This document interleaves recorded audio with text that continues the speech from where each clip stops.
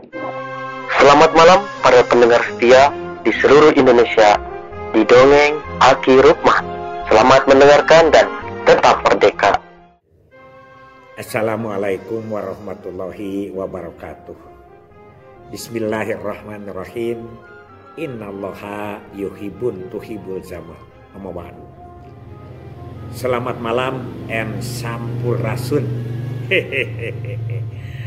Anak cucu Aki dimanapun menyimak dongeng ini, setelah kita 3 hari membicarakan tentang kontroversi atau polemik PP 28 pasal 103 ayat 4 begitu ya. Itu masih banyak pertanyaan Aki tentang hal seperti itu, terutama dari anak-anakku di lapangan menanyakan bagaimana cara menanggulangi isu rumor atau kasus. Oh, ini pelajaran pertama dulu ya waktu kita di LDU. Ini salah satu bagian pelajaran prioritas.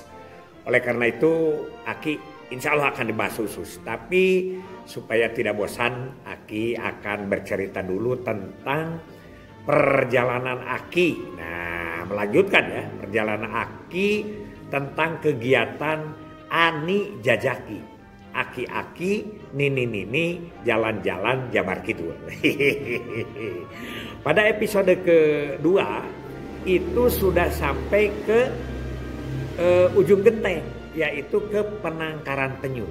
Nah, selesai dari situ kurang lebih jam 1:30 atau jam 3 lah.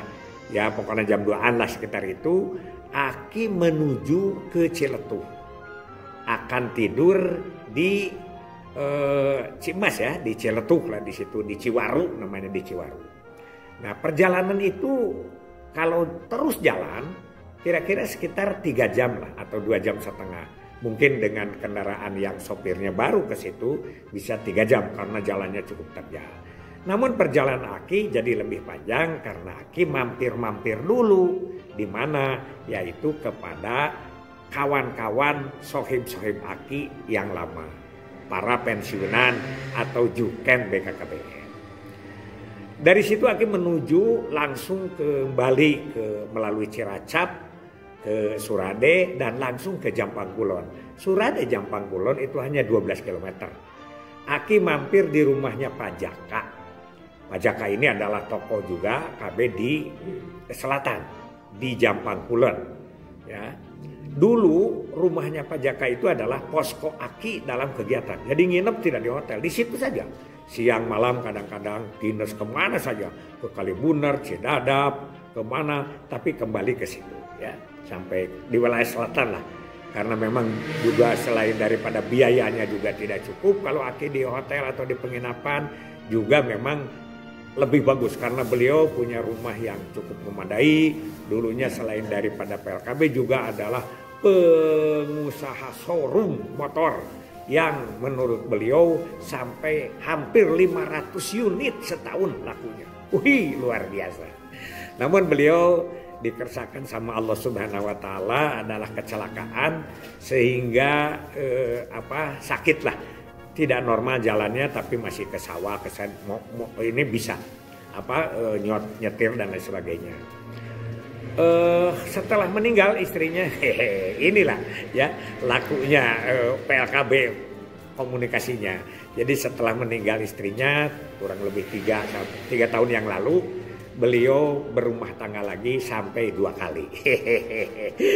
Menangkan yang gonjleng ya begitu. Selamat Pak Jaka ya. Nah di situ Aki ketemu 2 angkatan. 2 angkatan yaitu angkatan sepuh Pak Jaka dan angkatan mudanya adalah Pak Asep. Ngobrol dengan Aki. Nanti simak ya di videonya.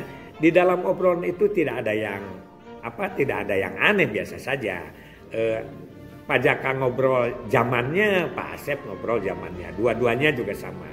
Hanya ada beberapa saran setelah kita obrolkan bahwa menurut Pak Jaka yang sekarang itu katanya adalah kurang sumolodong, kurang PDKT. Jadi terutama kepada para tokoh-tokoh. Sehingga sekarang ini kurang dikenal, setelah kurang dikenal, kurang dibutuhkan. Begitu ya, karena tidak keakraban.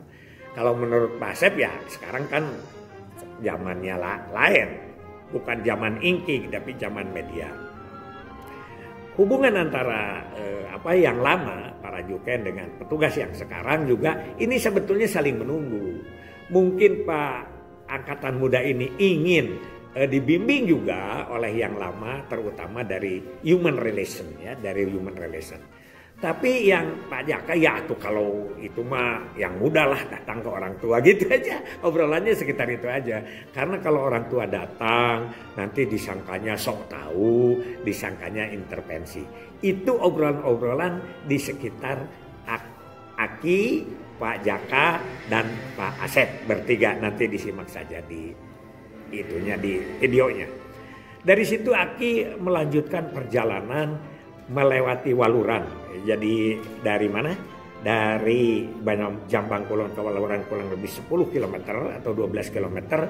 Dari situ menuju menurut Pak Jaka itu hanya 30 km sampai Ciletuh, tapi rasanya lebih lah karena dari Waluran lewat Cimas. Nah dari situ mulai jalan terjal. Sehingga Aki juga karena menjelang maghrib hampir nyasar-nyasar gitu ya. Telepon juga susah karena sinyalnya kurang bagus. Akhirnya ketemu Pak Haris di Ciwaru. Ciwaru itu adalah kampung yang juga dekat dengan Ciletuh di situ. Aki menginap di salah satu rumah ya, disewa, banyak kamarnya berapa orang, 20 orang itu pokoknya malah masuk saja di situ. Dan sorenya karena sudah sore murah deui tumpeng ditambah dengan membeli makanan-makanan yang masih hangat. Kayaknya itu saja dulu dari Aki, dan besoknya Aki baru cerita tentang di sekitar Ciletuh dan lain sebagainya. Nah inilah perjalanan etape ketiga Aki ya.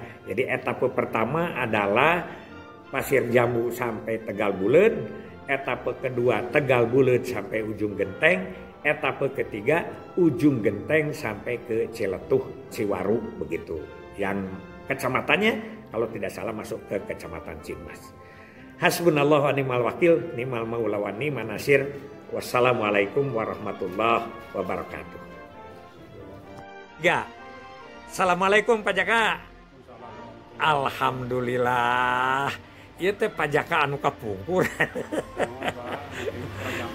Tos sabaraha tahun pensiun? 7 tahun, Pak. 7 tahun.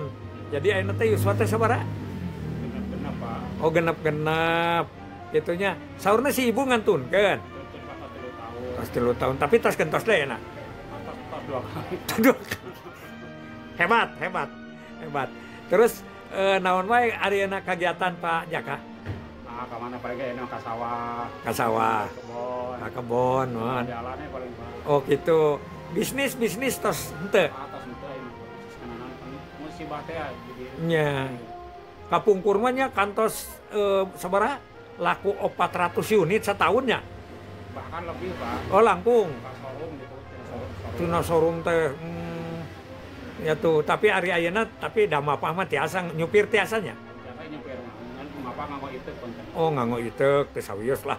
Eta mah alhamdulillah sing sehat pajakanya. Abdi mah ieu kan ieu di bumi ieu teh kapungkur mah sok mondok we di dieu ieu lamun aya kagiatan teh jeung Ibu Ribka jeung naonnya. Tuh, duh ampun we lega da di dieu teh. Ya Kang Asep. Assalamualaikum Kang Asep. Ayeuna teh dinas di mana? Kecamatan Kalibundar, Pak. Mun randa tarik sakedik.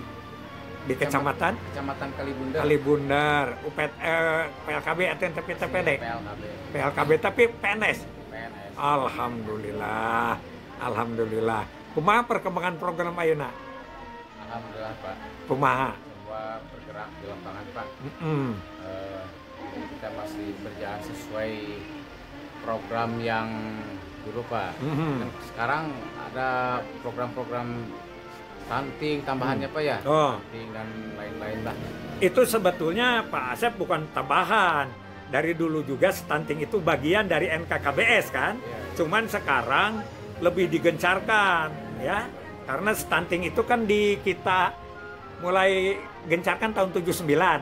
Yaitu dengan UPGK. Apa itu UPGK? Usaha perbaikan gizi keluarga. Apal keneh yuk kolot, apal keneh Di mana di perbaikannya? Di pos Posyandu dulu itu kan sebelum PGK dulu, kelompok PGK dulu mah. kelompok UPGK dulu, tanya jadi stunting tuh di situ. Nah sekarang berapa stunting di kecamatan apa? Kalibenar? Stuntingnya kemarin 102 kalau nggak salah Pak. Absolutnya. Iya. Kalau persentasenya? Persentasenya Oh gitu. Jadi jumlah balita yang stunting dibanding dengan jumlah balita yang ada kan gitu. Ya. Sekarang usahanya apa saja untuk stunting? usaha gimana maksudnya Pak? Usaha-usaha untuk menurunkan stunting. Oh, kita bergerak dengan kader ya Pak, TPK, tenaga Penggerak kader ya, tenaga pendamping ya, keluarga. tenaga Terus keluarga. Kita bergerak bersama TPK di lapangan dan bidan, kan ada unsur bidan, ada PKK juga, ada kader KB. Oke, ya turun terus stunting ya. Iya, Nanti siap. dikirim laguna stunting. Siap. Kade stunting teh ulah ngan ukur kita saja yang kerja Ya. atau yang lain koordinasi tapi tokoh. Biasanya anak-anak sekarang itu ke tokoh itu rada lupa gitu. Padahal zaman kita ya Pak Jaka ya gimana itu peranan tokoh dulu? Kita kan butuh dukungan dari beliau. Jadi kita perlu wajib lah bahkan untuk mendekati tokoh-tokoh untuk memberikan respon program kita supaya dibantu lah. Kalau dulu memang kita sangat dekat, sekarang kelihatannya petugas-petugasnya jauh kelihatannya. Ya karena itu bukan sekarang itu terlalu dipush dengan jalur.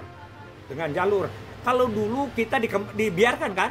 Iya. Pokoknya Pak Jaka kudu menang akseptor 100 gitu ya. Silahkan gimana caranya loh. Ini kan banting tulang.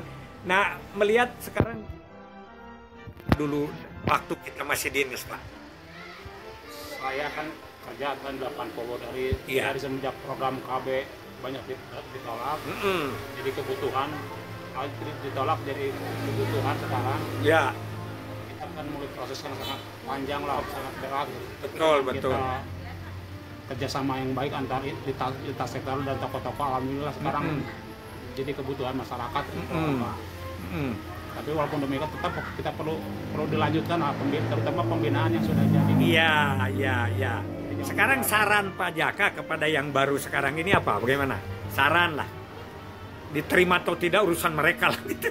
Saran saya untuk petugas-petugas yang sekarang jangan harus melihat petugas-petugas dulu. Kalau petugas dulu kan kita mau ke lapangan itu Pak jalan kaki sampai 20-30 kilometer. Saya kan rata-rata satu hari itu jalan hampir 30 kilometer Pak. Saya ke Cijati. Sekarang bahkan sudah dicukupi fasilitas. Jadi masih ada lah yang kurang malas-malas. Jadi saya menginginkan pada saat sekarang harus tingkatkan daya juang supaya program kita sukses lah. Sekarang juga bukan berarti tidak sukses, sekarang hanya dilanjutkan terus. Jadi, ya. Kalau bisa, saya saran kepada petugas-petugas yang baru, terutama pejabatnya ya minimal UPTD, cobalah hargailah mantan-mantan UPTD yang lama, minimal dicari pengalamannya lagi. Para juken ya. Iya. Saya juga Pak Jaka tetap tiap malam membuat 2 di YouTube itu. Yang pertama Rumah Baca PLKB karena diminta oleh Pucat. Channelnya adalah Celoteh Aki Rukman. Bisa dilihat tiap malam. Yang kedua membuat channel sendiri tapi bukan komersil, sama sekali tidak dapat keuntungan. Hanya kita masih membimbing kawan-kawan lah ya. Masih banyak pertanyaan. Kalau kita kan dulu itu kreatif ya Pak ya, sampai lagu dibuat segala macam. Nah mudah-mudahan kita lanjutkan. Nah gimana Pak Asep? Menurut Pak Asep ini, yang dulu dan sekarang apa? Jadi kan sekarang Pak, orang-orang senior terdahulu kan sudah pada nggak ada di Sukabumi Pak. Gitu ya. Termasuk Pak Haji Jaka yang kan udah 27 tahun, Pak Edi Purnama berapa tahun Pak? Terpundanya Pak ya? Pak Edi Purnama meninggal apa ya? Yang sudah meninggal almarhum itu. Jadi untuk sekarang Pak kita masih junior. Ya makanya suka enggak ngobrol dengan para senior kita? Ya kalau sempat kita ketemu kita ngobrol program kali. Pengalaman yang dulu memang jauh dengan perjalanan sekarang Pak. Sebetulnya kalau saya melihat hanya satu Pak Asep ya. Kalau dulu itu daya juang aja. Kalau ilmu itu yang bagus yang sekarang. Ada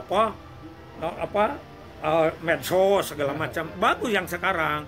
Cuman tingkat kalau kita kan pagi di pengajian, siang ke toko, sore ke keluarga gitu. Nah, sekarang ada kesan-kesan cukup dengan WA, cukup dengan ini. Nah, itu lain. Karena kita ketemu aja, saya dengan Pak Jaka ini udah hampir 5 tahun ya tidak ketemu. Jadi begitu ketemu kita berdua, lain gitu kelihatan. Pak Jaka itu hanya kebetulan saja beritanya katanya mendadak. Biasanya masuk mau hayam tidit. Terima kasih ya Pak Asep, terima kasih, lanjutkan perjuangan kita. Terima kasih Pak Jaka, sehat-sehat aja ya. Mudah-mudahan kita panjang umur, sehat, barokah. Amin ya robbal alamin.